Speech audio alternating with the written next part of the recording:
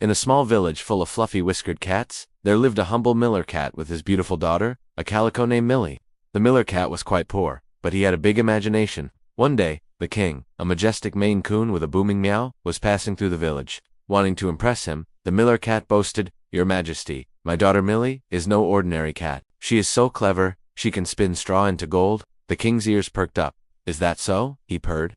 "Bring her to my castle tomorrow. If what you say is true, I will be very pleased. But if you're lying, well, the consequences will be severe." The next day, poor Millie was brought before the king. He led her to a small room filled to the ceiling with straw. "You have until sunrise to spin all this straw into gold," the king commanded. Locking the door behind him, Millie sat down on the pile of straw and began to cry. She didn't know the first thing about spinning straw, let alone into gold. Her father's fib had put her in a terrible fix. Suddenly, the door creaked open, and a strange little tomcat scurried in. He was a scruffy ginger cat with mischievous green eyes. "Why so sad, little calico?" he chirped. Millie explained her impossible task. The little cat grinned. "What will you give me if I spin it for you?" he asked. "My favorite yarn necklace," she offered. The tomcat agreed, and *WHIRR, were asterisk. By morning, the entire room was filled with gleaming gold. The king was astonished and greedy. He led Millie to an even larger room, filled with straw, and demanded she do it again. That night, the same little ginger cat appeared.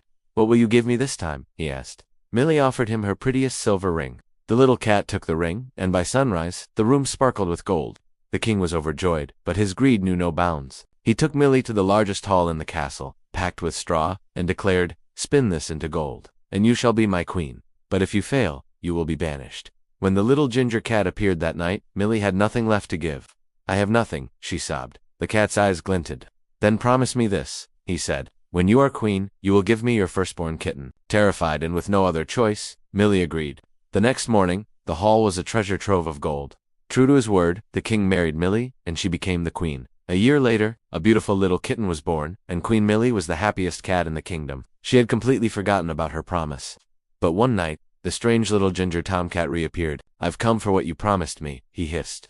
The queen was horrified and offered him all the riches in the kingdom, but he refused. "A living kitten is worth more than all the gold in the world," he said. Seeing her despair, he gave her one last chance. "I'll give you 3 days," he sneered. "If you can guess my name by then, you can keep your kitten." For 2 days, the queen sent messengers all over the land, gathering every cat name imaginable. She guessed Tom, Whiskers, Patches, and hundreds more, but to each one, the little cat just laughed and said, "That's not my name." On the 3rd day, a messenger returned with a strange tale. He had seen a scruffy ginger cat dancing around a fire in the woods, singing a silly song. "Today I'll bake, tomorrow I'll brew, then the queen's kitten is mine. It's true. Oh, how lucky that nobody knew. That Rumpelstiltskin is my name." When the little cat arrived that night, the queen pretended to guess. "Is your name Mittens?" "No," he cackled. "Is it Ginger?" "No," he screeched. Then, she took a deep breath and said, "Could your name perhaps be Rumpelstiltskin?" The little cat froze.